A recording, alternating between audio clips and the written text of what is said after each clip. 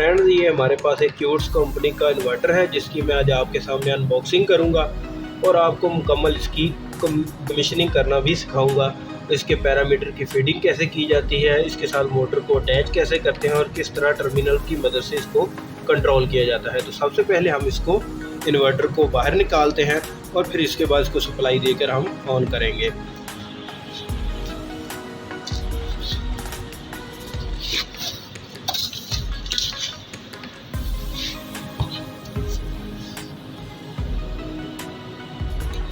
ये इसका AC motor speed controller है, इसका ये मेन डिस्प्ले है, कीपैड है और ये CT 2000 प्लस इसका मॉडल है। तो इसकी करंट रेटिंग भी आपको मैं दिखाता चलूँ। ये इसका मॉडल नंबर, इनपुट जो है इसकी 400 वोल्ट 50 to 60 हर्ट्ज़ है। रेटेड कैपेसिटी 30.2 kVA है। रेटेड करंट 31 एम्पेयर है। मोटर कैपेसिटी 18 किलोवाट है और ये ताइवान का बना हुआ है। चलिए अब इसको हम बाहर निकालते हैं और उसके बाद इसको सप्लाई देकर चेक करेंगे।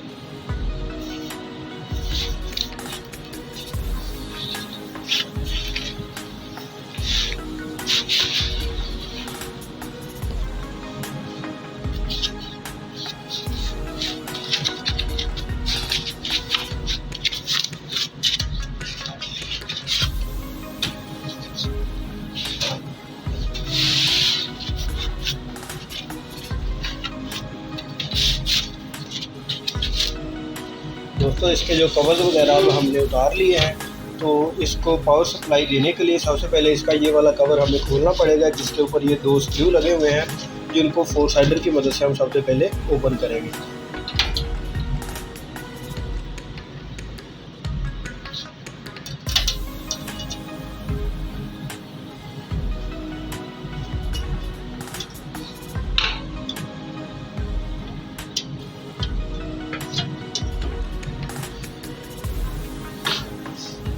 दोस्तों, ये इसके पावर के टर्मिनल हैं। ये जो R, S और T ये इसकी इनपुट सप्लाई के लिए है। यहाँ पर आपने 400 वोल्ट इनपुट सप्लाई देनी है, जो कि इसके ऊपर ये रेटिंग लिखी हुई है कि 400 वोल्ट 50 to 60 हर्ट्ज़। तो इसकी जो आउटपुट सप्लाई है जो हमने 3 फेज मोटर को देनी है, वो हमने U, V और W ये 3 टर्मिनल से हम इसकी आउटपुट जो है वो हासिल करेंगे। तो दोस्तों, सबसे पहले मैं इसके ये जो इनपुट सप्लाई है 3 फेज में इनपुट सप्लाई देते हैं। इसके बाद हम इसको ऑन करेंगे और फिर उसके बाद इसकी पैरामीटर की सेटिंग करके हम इसकी मदद से मोटर को चलाना सीखेंगे। इसकी आज मुकम्मल कमीशनिंग मैं आपको एक ही वीडियो में सिखा दूँगा।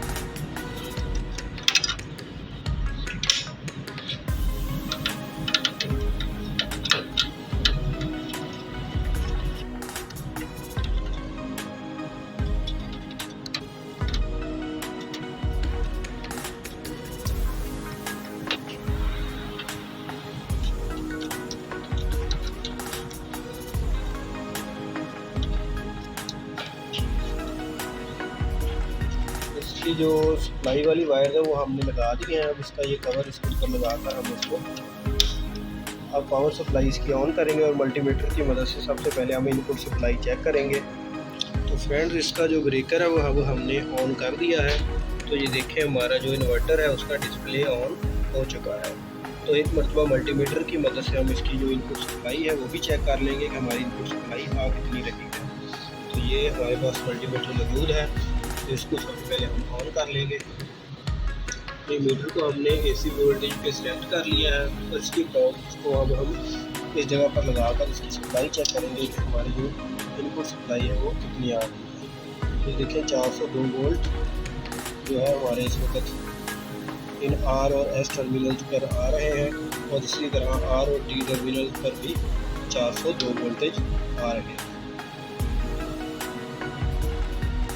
चलिए दोस्तों, अब हम इसके पैरामीटर जो है वो उसको चेक करने और चेंज करने का तरीकाकार मैं आपको बताऊंगा कि पैरामीटर में एंटर होने के लिए सबसे पहले आपने इस बटन्स के बारे में थोड़ा सा सीख लें कि ये बटन्स किस मकसद के लिए इस्तेमाल होते हैं। अगर आप इस कीपैड की मदद से इस इन्वर्टर को ड्राइव देना चाहते हैं तो फिर इस बटन की मदद से आप इस मोटर को फॉरवर्ड चला सकते हैं और इसकी मदद से रिवर्स चला सकते हैं। और मोटर को स्टॉप करने के लिए स्टॉप का बटन दिया गया है।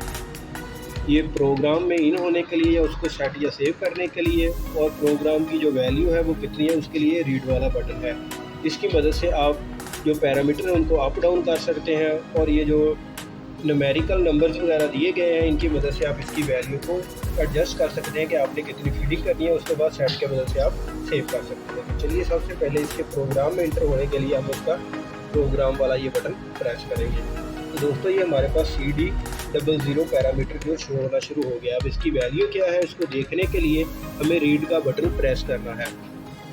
ये हमने रीड का बटन प्रेस कर दिया तो ये हमारे पास इस वक्त 10 आ रही है। जो CD01 है हमने इसकी जो सेटिंग है रीड करनी है, ये इस वक्त 7 है, यानी कि मल्टी स्टेप कंट्रोल में है। यानी कि जो इसकी जो हमने फ्रीक्वेंसी की सेटिंग करनी है उसको अप या डाउन करने के लिए हम जो है वो अब मल्टी फंक्शन जो है वो इस्तेमाल कर सकते हैं। अगर हम चाहते हैं कि इसका जो ऑपरेशन है वो सिर्फ़ और सिर्फ इसी पैनल से हो तो इसकी अब ये जो फीडिंग है इसको हम 0 कर देंगे। तो जो इसकी जो फ्रीक्वेंसी है उसको अप या डाउन जो सिर्फ फिर हम इसकी पैड की मदद से कर सकते हैं, वेरिएबल या किसी और प्रोसीजर की मदद से हम इसकी फिर फ्रीक्वेंसी को अप डाउन नहीं कर सकते। तो लिहाजा मैं इसको 7 पे ही रखूँगा ताकि मुख्तलिफ़ तरीक़ों से जहाँ से भी हम चाहें इसकी फ्रीक्वेंसी को कंट्रोल कर सकें। तो इसके लिए सेट का बटन दबाऊँगा, ये पास का ऑप्शन आ गया, यानी कि ये जो हमारा CD01 है इसकी वैल्यू 7 इंटर हो चुकी है। इसके बाद जो CD02 है मैं आपको दोस्तों सिर्फ चंद वो मखसूस पैरामीटर बताऊंगा जिनको इस्तेमाल करके आप एक इन्वर्टर को रन दे सकते हैं। तमाम पैरामीटर के मुतल्लिक नहीं बताऊंगा क्योंकि अभी आपने इसको प्रोफिबस 2 वायर सिस्टम या मल्टी फंक्शंस के ज़रिए कंट्रोल नहीं करना, किसी ऑर्डर या रिजॉल्वर की मदद से इसको ड्राइव को आपने चलाना नहीं है। तो अभी मैं सिर्फ आपको 2 वायर कंट्रोल की मदद से बताऊँगा कि किस तरह से हम इसको चला सकते हैं। तो दोस्तों उसके लिए CD02 है, इसकी जो वैल्यू इस वक्त 0 है। 0 का मतलब ये है कि हमें जो इसका जो डिस्प्ले पैड है इस पर क्या शो होता रहेगा। तो 0 होने का मतलब ये है कि हमें इस पर फ्रीक्वेंसी जो है वो शो होती नज़र आएगी। अगर हम इसके CD02 इसको 0 की जगह पर 1 कर देंगे तो हमें यहाँ पर करंट शो होगा कि जिस वक्त ये इन्वर्टर रनिंग में होगा तो मोटर कितना करंट ले रही है। अगर उसकी वैल्यू हम 2 कर देते हैं तो हमें स्पीड शो होगी, 3 करने से DC वोल्टेज शो होंगे, 4 करने से आउटपुट AC वोल्टेज शो होंगे, इसी तरह 5 करने से एक्सटर्नल IO स्टेटस जो है वो हमारा शो होगा। तो दोस्तों ये 1 से लेकर 15 तक हम एडजस्ट कर सकते हैं CD02 की वैल्यू को, जिससे हम मुख्तलिफ जो पैरामीटर्स की रीडिंग है वो इस डिस्प्ले पर हम देख सकते हैं। तो इसके बाद दोस्तों आ जाता है हमारा CD03। CD03 तो इसकी वैल्यू इस वक्त 1 है, यानी कि विदाउट ऑटो बूस्ट, यानी कि हमें स्टार्टिंग टार्क इस पर बिल्कुल भी नहीं लेना है। तो उसके बाद CD04 की आपको जो है ना वो सेटिंग करना ज़रूरी है कि आप इसको जो ऑपरेशन की कमांड है वो किस मोड के ज़रिए देना चाहते हैं, इस ऑपरेशन पैनल की मदद से या एक्सटर्नल सिग्नल। एक्सटर्नल सिग्नल से मुराद ये है कि ये वाले जो कनेक्टर वगैरह लगे हैं इनमें आप कुछ सिग्नल देंगे और उनकी मदद से ये जो है वो इन्वर्टर रन लेना शुरू कर देगा और हमारी मोटर जो है वो चलना स्टार्ट हो जाएगी। तो हमने दोस्तों इसको क्योंकि 2 वायर सिस्टम के ज़रिए से चलाना है तो इसलिए मैं इसको CD04 है इसको 1 ही रहने दूंगा ताकि हम ये एक्सटर्नल जो कमांड है उसकी मदद से इसको चला सकें। दोस्तों इसके बाद आपने CD06 वाला जो पैरामीटर है इसमें आ जाना है, इसको रीड करना है। ये दोस्तों मोटर करंट रेट है कि आप इसको 100% तक इस्तेमाल करना चाहते हैं या कम वैल्यू पे। तो इसको मैं 100 पे ही रहने दूंगा ताकि ऐसा ना हो कि इस पर ओवर करंट का एरर आना शुरू हो जाए। तो दोस्तों इसके बाद आ जाता है CD015 जो 15 नंबर पैरामीटर है। अगर आपने इस मोटर को जॉगिंग पे भी चलाना है यानी कि स्लो स्पीड पर तो उसकी सेटिंग के लिए ये CD15 है, इस पर आपको एडजस्ट करना पड़ेगा। इस वक्त इसकी जो वैल्यू है 5 रखी हुई है। अगर आपने जॉगिंग पे चलाना है तो इसकी ये जो पैरामीटर है इसकी फीडिंग कर सकते हैं, अदरवाइज़ आपको ये फीड करने की कोई ज़रूरत नहीं है। इसके बाद आ जाता है CD16। ये दोस्तों इसकी स्टार्ट फ्रीक्वेंसी के हवाले से है कि आपने ये जो CD16 है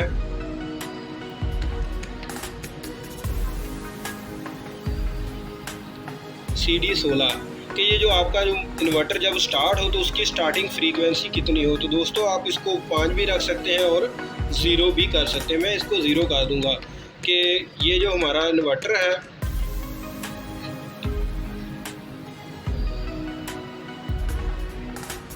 दोस्तों ये जो CD016 है इसको आप 0.5 5 जो है इसकी सबसे नीचे वाली लिमिट है, इससे नीचे आप फीड नहीं कर सकते, इसलिए मैंने इसको सबसे नीचे वाली लिमिट पे एडजस्ट कर दिया है।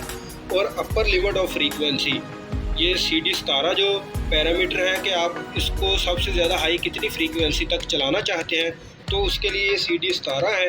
इसको 60 पहले से ही हमने एडजस्ट किया हुआ है, 60 ठीक है कि 60 फ्रीक्वेंसी तक अब ये मोटर की स्पीड को लेके जाएगा।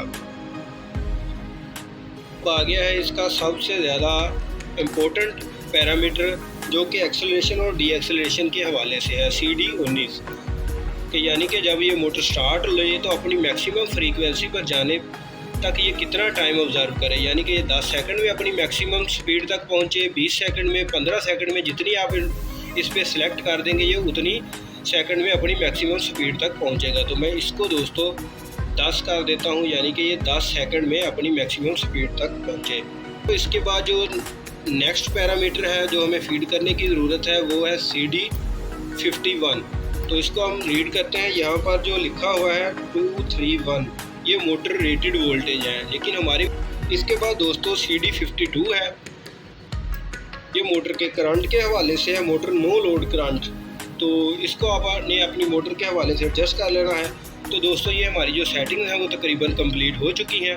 तो चलिए अब हम इसको चलाकर चेक करते हैं, इस इन्वर्टर के साथ एक मोटर लगाएंगे और फिर ये देखते हैं कि मोटर किस तरह से स्टार्ट होती है और रन लेती है। तो फ्रेंड्स इसके साथ अब हमने इस मोटर की कनेक्शन जो है वो कर दिए हैं। ये देखिए U, B और W वायर पे इसके कनेक्शन कर दिए हैं। तो इसको जब हमने एक्सटर्नल कमांड पे रन देने के लिए, ये जो आपको इस टर्मिनल पे कॉम और FR लिखा नज़र आ रहा है, इस पे इस लुक को जैसे ही हम लगाएंगे तो ये जो हमारी मोटर है वो स्टार्ट हो जाएगी और रन ले लेगी। तो चलिए अब हम इसको मोटर को चला के चेक करते हैं। दोस्तों इस इन्वर्टर का एक फ़ायदा ये भी है कि यानी कि अगर अब आपने मोटर को रिवर्स चलाना है तो उसकी डायरेक्शन चेंज करने के लिए आपको इधर से वायर पावर से खोल कर चेंज करने की ज़रूरत नहीं है, बल्कि ये जो वायर्स आप हमने इधर लगाई है, ये देखें इस टर्मिनल कॉम और FR में, तो आप कॉम से एक वायर लेकर RR यानी कि रिवर्स वाले में लगाएंगे तो ये मोटर दूसरी डायरेक्शन में चलना शुरू हो जाएगी। तो चलिए अब हम इसको चलाकर मोटर को चेक करते हैं।